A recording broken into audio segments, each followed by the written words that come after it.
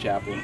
So I'm sort of reminded of something after today, and today myself, the mayor, the pastor, some of the other members of our honor guard went and spent some time at Apata at the Ohio's State Memorial for Officers Killed in the Line of Duty, and that service was this morning. I mean, you start thinking about stuff like that when you're sitting in there and you're listening to that roll call of 799 officers that have been killed in Ohio, dedicating themselves to the safety of the communities, all of us. And then we inducted 4 more people from 2018 into that roll call. And while doing that, learned that there's already 2 more in 2019 to be inducted. I'm reminded a little bit of Isaiah 6:8, which is somewhat of a law enforcement warrior kind of scripture about when the Lord wanted to send someone to do a tough job, no one wanted to do it. And then Joshua said, well, here I am, Lord, send me.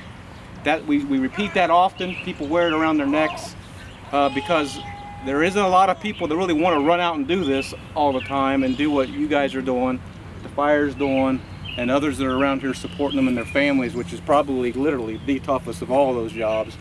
And so I thank you for that. We all thank you for that. And when I'm thinking about those 799 plus that we just learned about today, I remember sitting in there, and you sort of, it gets quiet. If you've never been to one, you should probably try to attend one. And when you're sitting in there, it's really sort of quiet and humbling for a minute, and you could almost feel the love in the room, right? You can feel the love of all the officers towards the families that are in the first couple rows. You can feel the love of those families back to the support they've got all around them, behind them, in front of them. You're looking at all those flags up in front, which has the name of an officer that's been killed in Ohio, and you just almost feel it. And then you see the tears in the eyes of the families and even some of their supporters, right? And so that we're all there to sort of support them in their sacrifices and show them the love that we can. But then to take this one step further, I still remember John 15:13, where it talks about greater love hath no man than to lay down his life for his friends. Terry laid down his life for his friends, and there's no greater love than that. No matter what we do here today, we're not going to ever be able to reach to that level, but we are going to continue to do as much as we can to still continue to thank him. Seth, you and your family, your new member here, right? Yep. The name? Back Macy. Macy? Back there already getting ready. She's already wearing police gear. That's kind of neat, right? So they got a new member to the McDowell family. I know Angie couldn't be here because she was sick, so give her our love, appreciate her.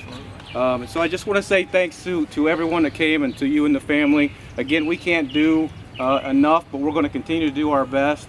And I'm always just sort of reminded by one of my so-called military heroes, who was General George Patton, when he was talking about all those soldiers who was killed in World War II, and looking back to all those deaths of the men and women who were around him.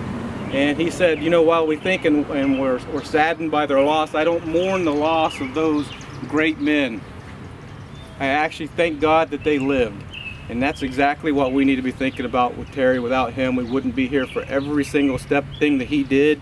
I always like to say, you throw a rock and a pebble, you know, it's one of those things you do in life echo in eternity, right? And his message and everything we know about him is being passed on now even to another generation, and it just keeps on going. So Terry's always with us.